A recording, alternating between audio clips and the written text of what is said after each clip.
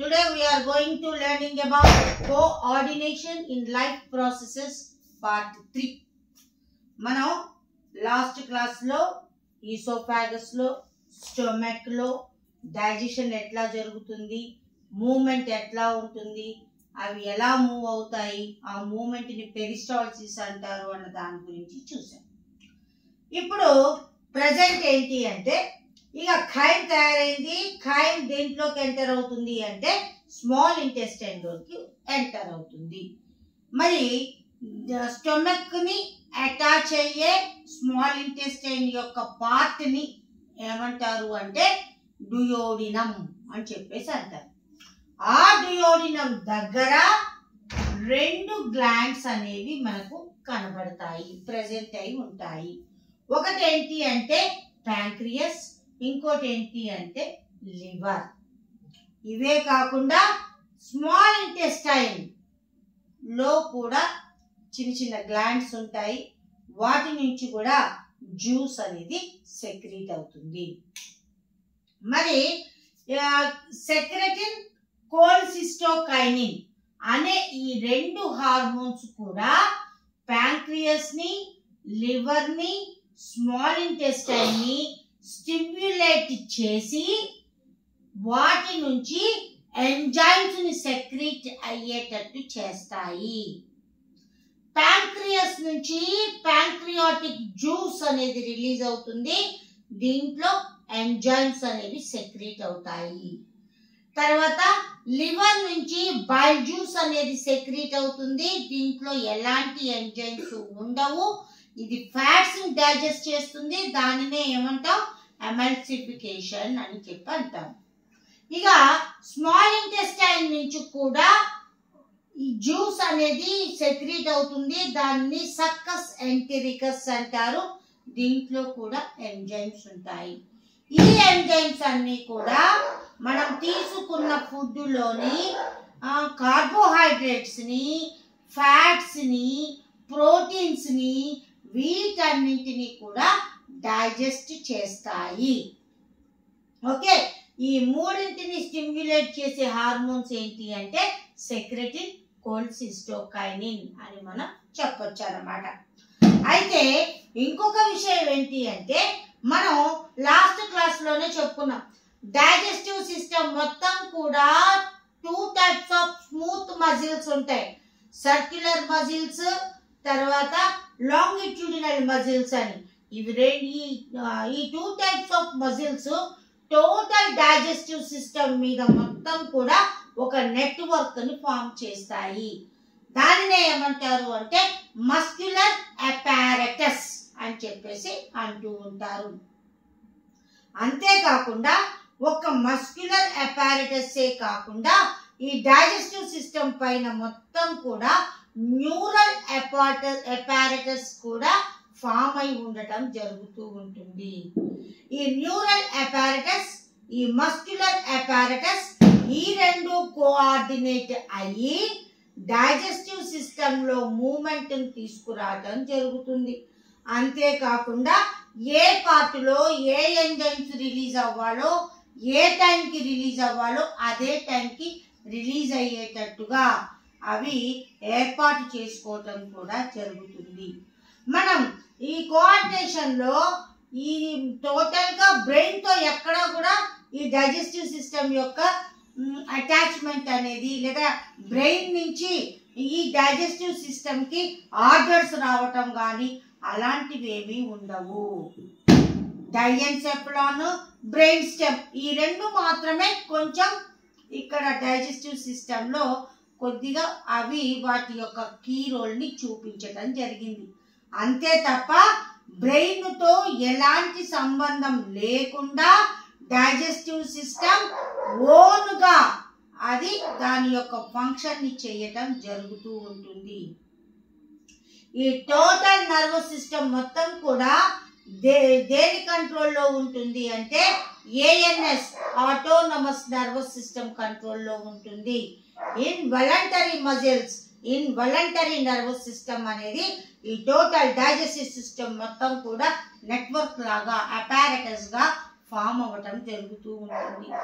ఈ muscular apparatus, ఈ nerve apparatus, ఈ రెండు కలిసి సెకండ్ బ్రెయిన్ గా ఏర్పడటం జరుగుతుంది. ఇవి ఓన్ గానే వాటి పనులన్నీ చేసుకోవటం జరుగుతూ ఉంటుంది.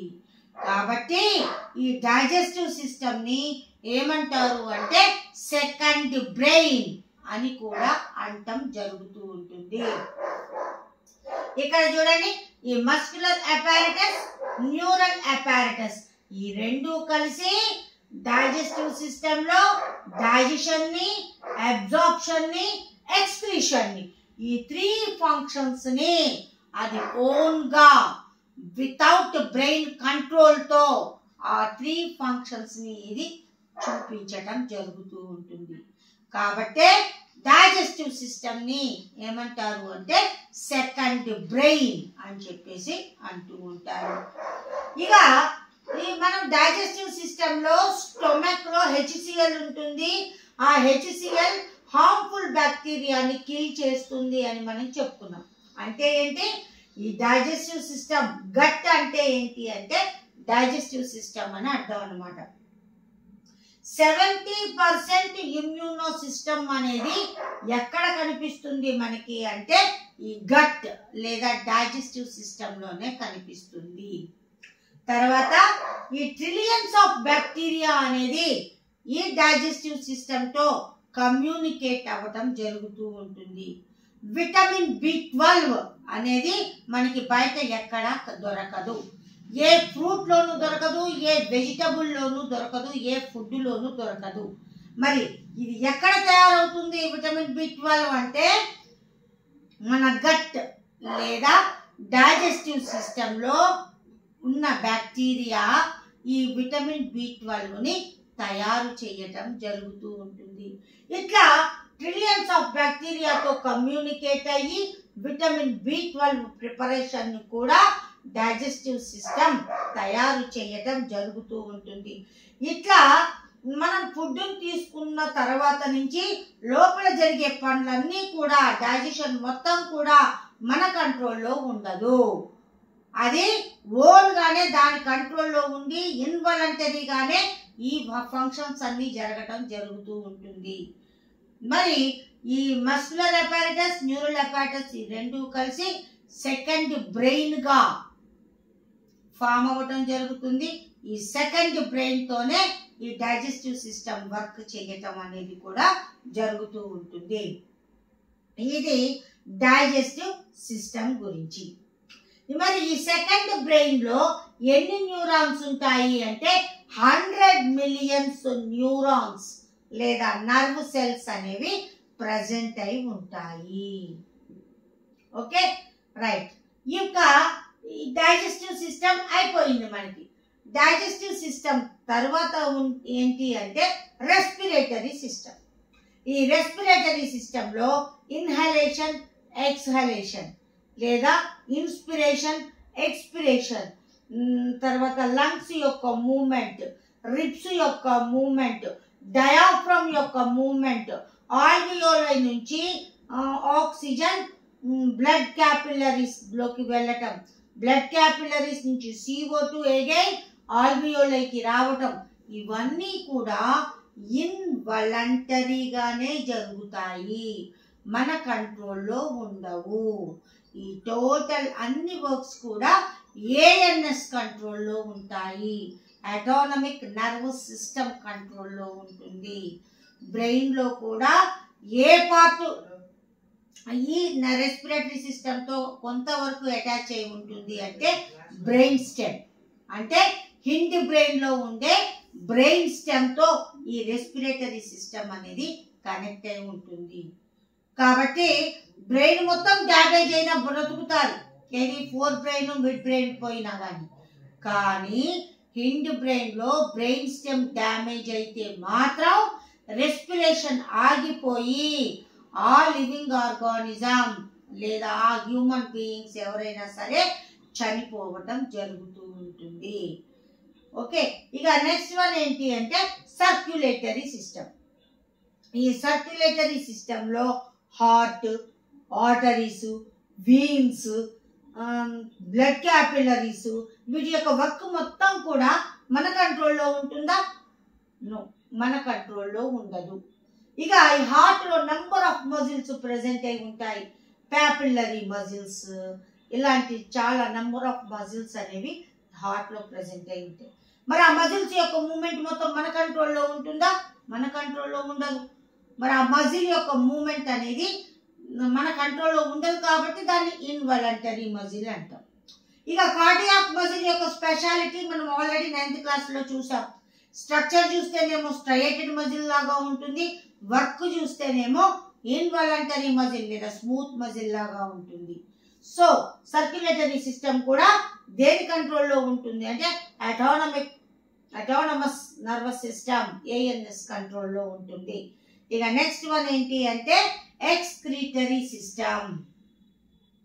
ఇక ఎక్స్క్రీటరీ సిస్టమ్ కి దగ్గరికి వచ్చేసరికి లోపల కిడ్నీస్ వర్క్ అయితే ఏంటి, తర్వాత నెఫ్రాన్స్ లో యూరిన్ ఫార్మేషన్ అయితే ఏంటి, ఇది మొత్తం కూడా ఇన్వాలంటరీగానే జరుగుతుంది.